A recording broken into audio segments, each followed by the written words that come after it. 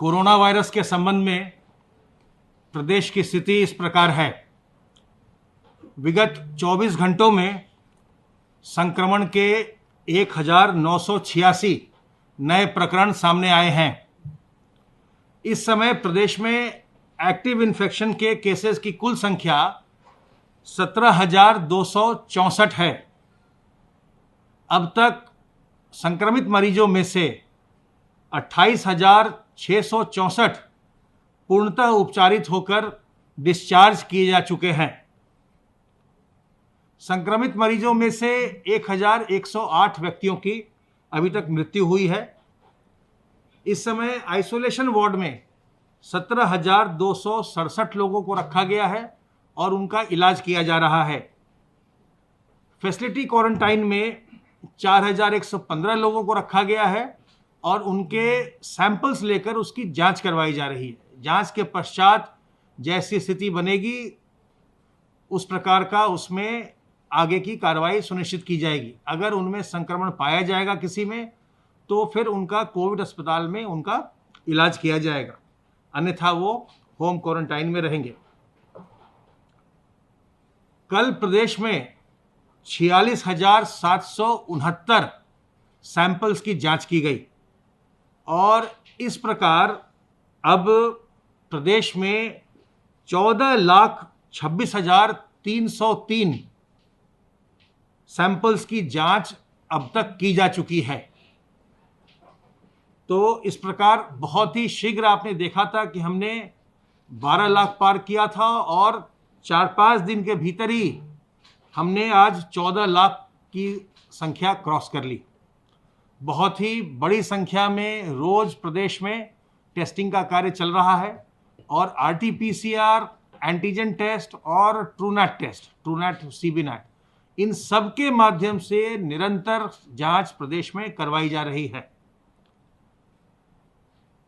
कल प्रयोगशालाओं में जनपदों के द्वारा 34,000 से अधिक सैंपल भेजे गए थे।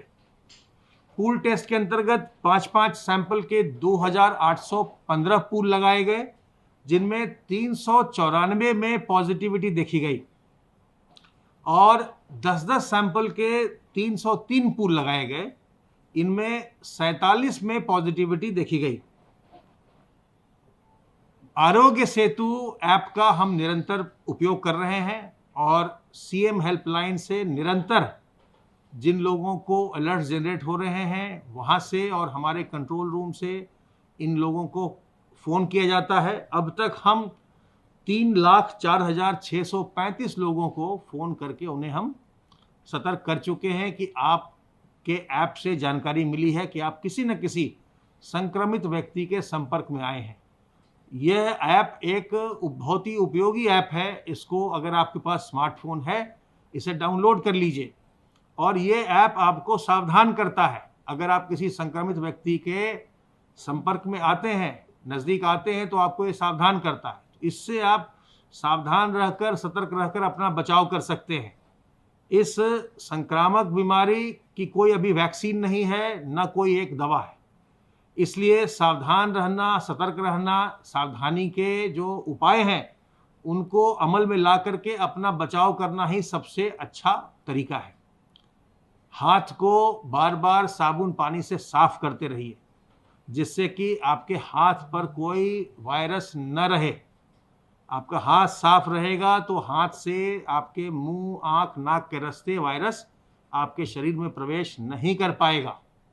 और अपने मुंह और नाक को मास्क से ढक कर रखिए। अगर आप नहीं ढक कर रखते हैं तो आपको बाहर निकलने पर जुर्माना भी हो सकता है। अब जो जुर्माने की राशि है वो 500 रुपये कर दी गई है।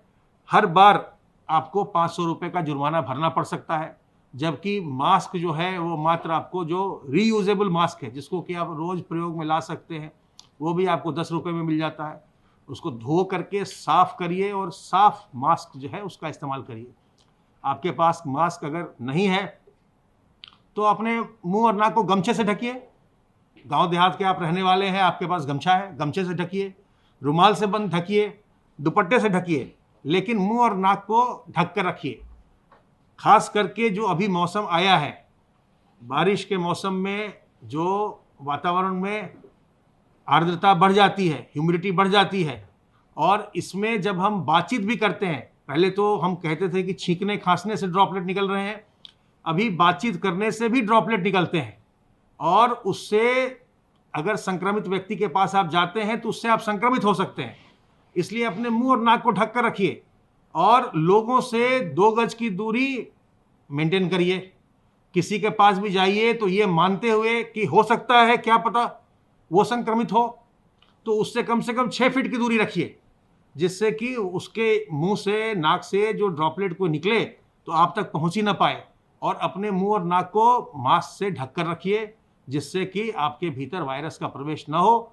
सावधान रहेंगे, सतर्क रहेंगे तो संक्रमण से बचे रहेंगे।